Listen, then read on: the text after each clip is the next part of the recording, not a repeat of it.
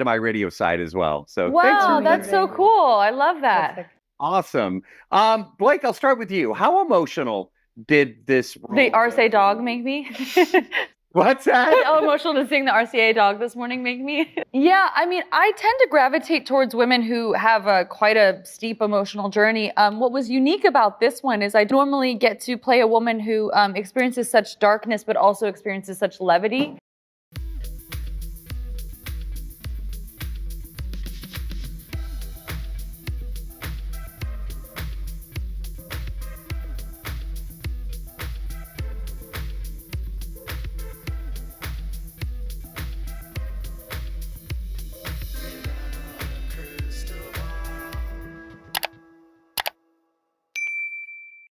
Hi, besties. It's Katie from Without a Crystal Ball. Welcome back to my channel. It's a day that I have to say something. Blake Lively's PR is very sophisticated, and her Hollywood connections and her power are paramount and evident by the fact that 19 nonprofits have come out in support of her over her claims of SH that she alleges occurred on the set of It Ends With Us by Jamie Heath and Justin Baldoni. 19 nonprofits have come forward for a white woman who's very wealthy and has an extremely wealthy husband who is surrounded by extremely wealthy people that donate exponential amounts of money to causes supporting rights of women and law firms that are backing some of these nonprofits connected to Blake Lively. The amount of conflict of interest here is astounding. And I'm thinking about something that I went through when I helped make a series on Netflix about a group of women, primarily of Korean descent immigrants, who were part of a church and while they were very young, brought into a church and a pastor, they alleged, was trafficking them for work along with for sex. And the series Dancing for the Devil, the 7M TikTok cult, highlighted two sets of sisters, Melanie and Miranda Wilking, and Priscilla and Melanie Lee. Priscilla Lee is currently suing Robert Shin in the state of California. And despite so much evidence that she provided to the documentary, that she gave to law enforcement, not one of these nonprofits came forward to help Priscilla in her fight against Robert Shin. Priscilla is an immigrant. She is of Korean descent, and she's now a naturalized US citizen. But her story of what she went through makes what Blake experienced seem comical. What Priscilla endured is what many of us have had to endure, or what other victims endure that don't get the kind of support publicly from nonprofits that claim to help women. Everything has a price, and I don't discount that there are good people involved in these nonprofits, but the problem with and the divide right now, I think, in the women's rights movement is this idea that we as women have spent so much time focusing on white women, and we are not looking at all women. And these organizations are so frequent to stand behind powerful white women and ignore all the other women of color that are experiencing the same things but not getting equal attention. Priscilla Lee lives in Los Angeles, or she lived in Los Angeles at the time that we filmed this. Priscilla Lee brought forth claims to the police. She pressed charges. The DA did not choose to prosecute. We called on the DA to bring charges. He didn't listen. There were 3 separate reports by 3 separate women related to sexual assault against this man. Not one of these nonprofits stood up for any of those victims that were sitting in the state of California at the time this was all happening. These same nonprofits that are now speaking so blatantly open for Blake Lively, when what Priscilla went through and what Kylie went through and what the other victim went through, and those are the 3 that reported it.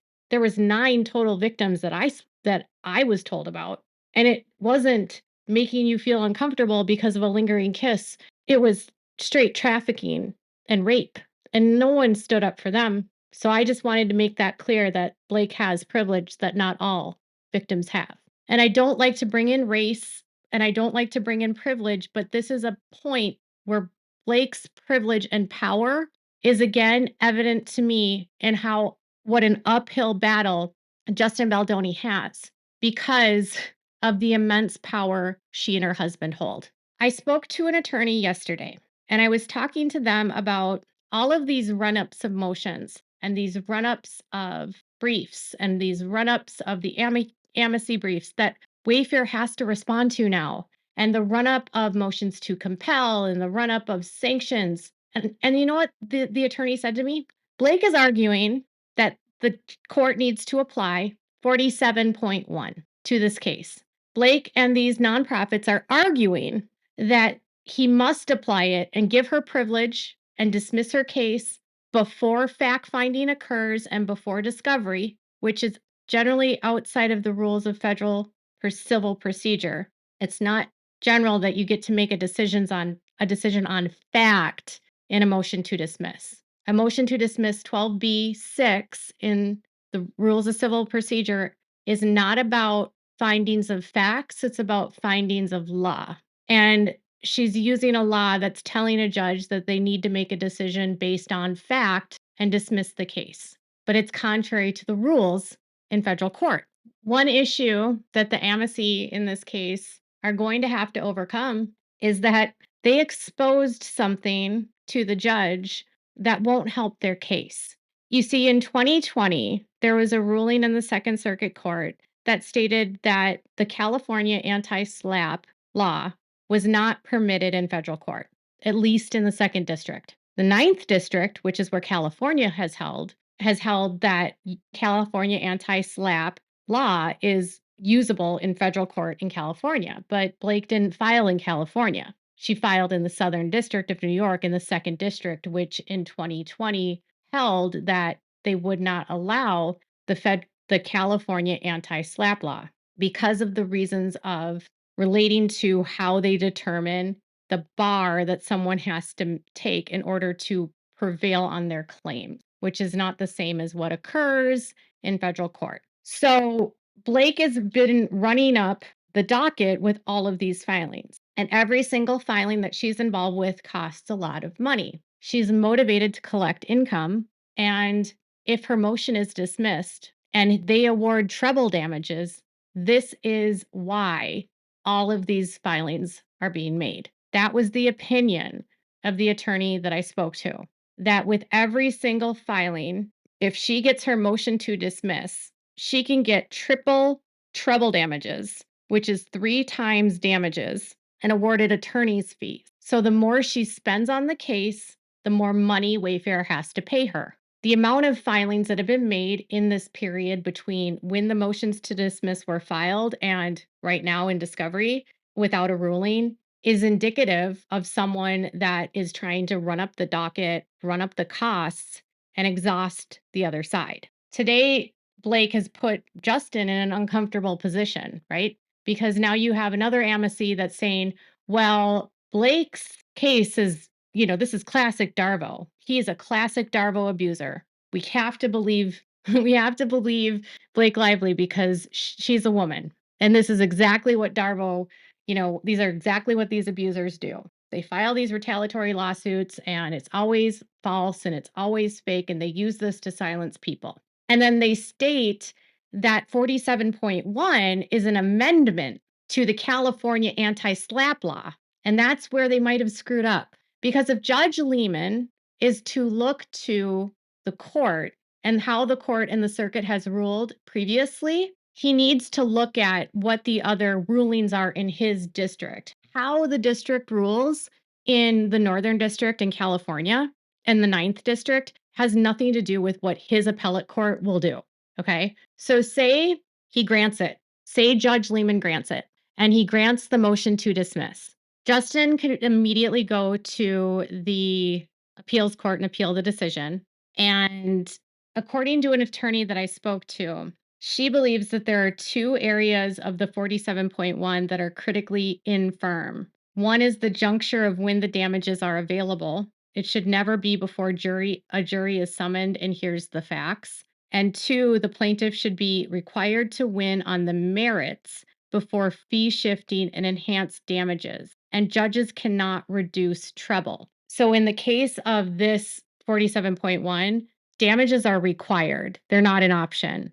But in all the other federal cases, when it comes to damages like this and fee shifting, it's allowed, but it's not required. And often these types of damages are only awarded after someone wins on the merits of their case, not simply because they won a motion to dismiss.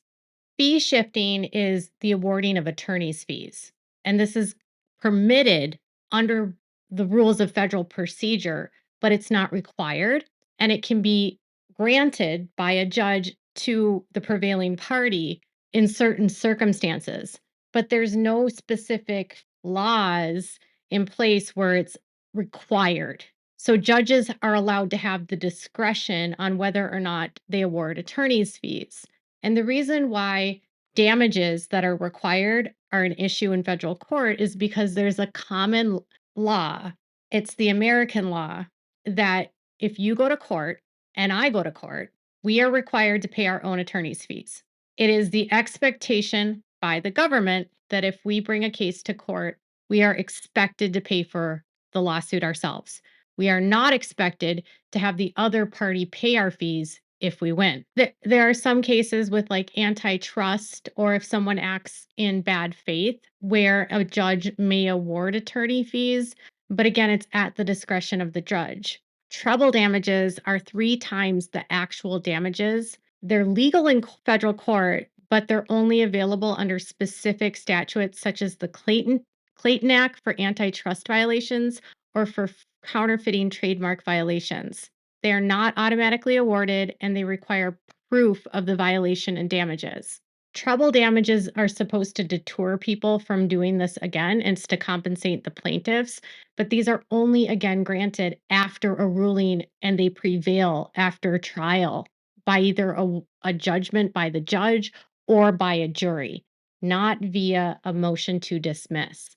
And that's the biggest issue that is part of this case. And it's a flaw that lawmakers in California should have anticipated being a problem in federal court. She also took issue with the fact that one of the amici explained that the core purpose for underlining 7.1 was to eliminate an sexual harassment plaintiff from discovery. She argued that that's where the fact finding occurs. And that's where the law can actually be weaponized. So if you're being sued, if someone's accusing you of sexual harassment and you sue them, you're allowed to do discovery, and discovery opens up the opportunity for you to get information from the other person to prove your claims. But in this case, they're trying to argue that this would shut discovery down and limit discovery. But motions to dismiss don't stop discovery, not in federal court and not in most courts. I've been involved in 3 cases, and discovery never stopped, even with pending motions to dismiss. She also provided a concept of how this law could actually be used against a woman and weaponized against a woman. She said, if I have a partner at a law firm and a junior associate thought he was passed over for a partnership and found out I have championed another attorney in his class, nothing is to stop him from making up a story of one night we were both working late. So a woman that doesn't do what she is supposed to do or gets on the receiving end of someone that is mad could also fall victim to what's happening with this law. And I think one of the arguments that all these outlets are making or these amici are making is that while many victims of sexual harassment and sexual assault are women, there are plenty of men that are victims too. And so this law is not for women. It's not designated for women. Sexual harassment is not a protected class of people, okay? Sexual assault is not a protected class under Title VII. So we are not like if you're a victim of sexual assault, you're not in a protected party. You're just happen to be a victim of sexual assault. And it could be men or women. So this law can be weaponized both against women and men. So what would stop a man from accusing a woman? than of sexual harassment? Nothing. If they know that they can say whatever they want, and it can be their accuser cannot sue them, and if they do sue them and it gets dismissed before any fact finding happens, before you can confirm to the court and prove to the court that they lied, what happens to that person who had to pay out all those damages and then later it turns out that person lied? That's the vulnerability of the law. A few other statements this lawyer made to me. Consider by way of example, in the context of this case, Baldoni has not yet had an opportunity to explore every avenue of discovery. He suspects that Blake Lively defamed him and has non-frivolous grounds to do so. Both Hoover and young Lively or young Lily gushed about Baldoni at the onset of filming. By the end, they had all unfollowed him and he was relegated to the basement. Do we think that happened organically, or is it possible that Blake Lively told them something to turn them against Baldoni? And there's some arguments by some channels that if he just gets rid of his defamation claim, he suddenly can the case goes on and he doesn't even have to deal with the 47.1. But the lawyer told me if Baldoni withdraws the defamation claim, he cannot introduce evidence that Blake Lively actually told them anything defamatory unless it's strictly related to sexual harassment, because the scope of permissible evidence is to disprove sexual harassment. If she told them that he had non-consensual sex before or even molested someone else, not admissible. So if she was spreading information about him that was a lie to get people to think he was a predator, he wouldn't be able to get that if discovery was closed because he withdraws the defamation claim. Now, this attorney that I spoke to has been practicing law for more than 20 years, and she said that she spoke with her classmates from law school and everyone, and they talked about the way that this case is being handled via Lively's attorneys and what their thoughts were. And she said of all of the classmates she spoke to, she's never seen a law firm or any of the firms behave in this way to the press. And some of the filings are very puzzling to them.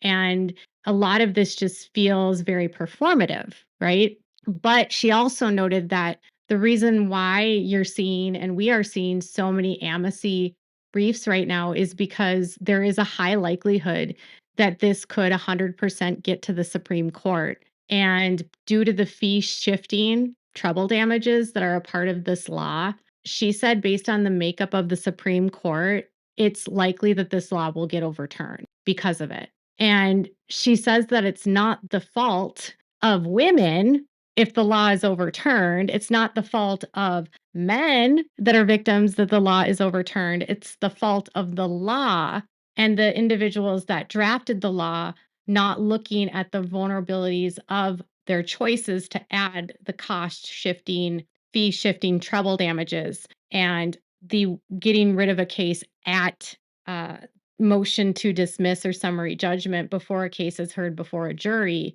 and making those damages be treble or increased or fee shifting. Most often in federal court, treble damages are only awarded in very significant cases as it relates to specific kinds of fraud, like in terms of like insider trading, as well as like racketeering. But you don't see these kinds of fee shifting and treble damages for claims of sexual abuse or sexual harassment. So it's a big deterrent, right, for someone, because if they do sue, they have to face the possibility of all of these damages. And so if you do sue, you have to have a really valid case. But then you're also, some men that are falsely accused won't even have the means to defend themselves or women, because they don't have the money. And there is a penalty to them if they don't win. And then they're not wealthy. And so they have to just live with these false allegations out there against them. So it also prohibits people that are falsely accused from seeking relief from the court because the stakes are too high. And the victims' advocates will argue, well, that's good. We should deter all litigation. But you can't have it both ways, right? We have to keep and treat people fairly. And I have been a part of what I would deem as 3 separate lawsuits that I would call retaliatory. And I can tell you for a fact, it is hell to be on the receiving end of a retaliatory lawsuit. But I don't have anti-SLAPP where I live. I don't have the means to actually get rid of a lawsuit based on, speaking out and have the protection in the state that I live in. I don't have the kind of privilege options where I live. So these kinds of claims that they're making and these laws that they have almost feel like a luxury that many Americans don't have. The state of Minnesota deemed anti-SLAPP laws unconstitutional, and many states have. 31 states have it, but that means that 19 don't. And the federal government also doesn't have an anti-SLAPP law, despite many years of it trying to be passed. But they always have a problem getting over the fact that there's a right of every person in the under the Constitution. We all have a right under the First Amendment to bring forth claims to the court for relief and seek redress. And it's really hard to get around to draft a law that doesn't violate that. And the Constitution must hold over everything else. And so laws need to be drafted that are structurally sound to our Constitution, even at a state level. And state laws cannot supersede federal ever. And so the amnesty right now are trying to persuade a judge as not a friend to the judge and not as an expert. They are serving as counsel to Lively. They are helping to perpetuate her narrative. They are helping to litigate it for her. They are providing all of these different briefs for the judge to relitigate her motion to dismiss, which is actually rather abusive. But it's being done because there's real fear that this law will get overturned. And so does that hurt as a woman that this law could be overturned? Yes.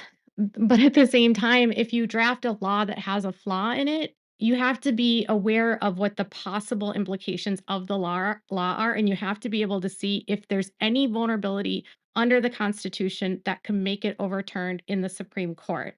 And California has already demonstrated that they've passed laws under the Me Too laws, this Me Too movement, that have overreached the Constitution. And this could be another example. I'm all for victims speaking up, but you need to have laws that provide a structure that's reasonable under the Constitution and not violating the law.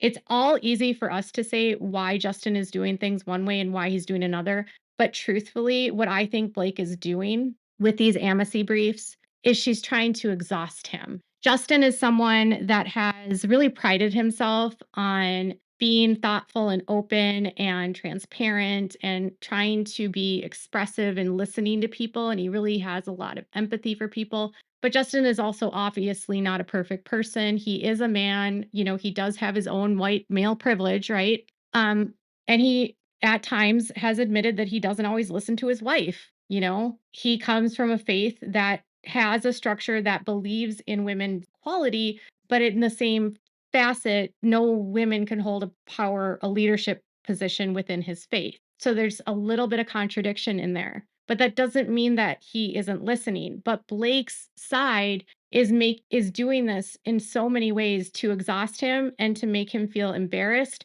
and to remind everyone that, you can say all day long that you care about women, but here you are, and a woman is telling you that she didn't feel comfortable and you're not listening. How many women were in Justin's life before Blake Lively? How many women came forward and said he ever made them uncomfortable? How many women have filed complaints against him for sexual harassment? How many women has he worked with in this industry that have never had a single problem with him? There's only one woman that he has ever encountered in his entire career that has ever leveled these kinds of accusations against him, Blake Lively. There's only one woman who's admitted that she will lie and manipulate in order to get her way. And there's only one woman that has admitted that she will walk into a job and say she wants to only be an actress, only to pull the rug out from under the people she's been hired by and trying to take over a film. Blake Lively's putting pressure on him to withdraw his case. That's what all of this is about. These amnesty are applying pressure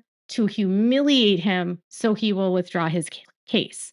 That's the truth. And then she's running up the costs so that she thinks when she wins the motion to dismiss, she'll have a windfall. And is it really about victims if your whole point is just to destroy someone that you don't like? Justin has a right to provide evidence to a court to defend the claims against him. And he also has a right to sue if she's caused damage. But Blake would tell you that this is what is called Darvo, and he's just doing this in retaliation. Are the Amici out of line, or do you think Blake is just doing this to further humiliate him? Tell me what your thoughts are in the comments below. Make sure to give this video a thumbs up. Make sure to subscribe to my channel if you haven't subscribed and click the bell so you never miss a video. Thank you so much for watching. Bye, guys.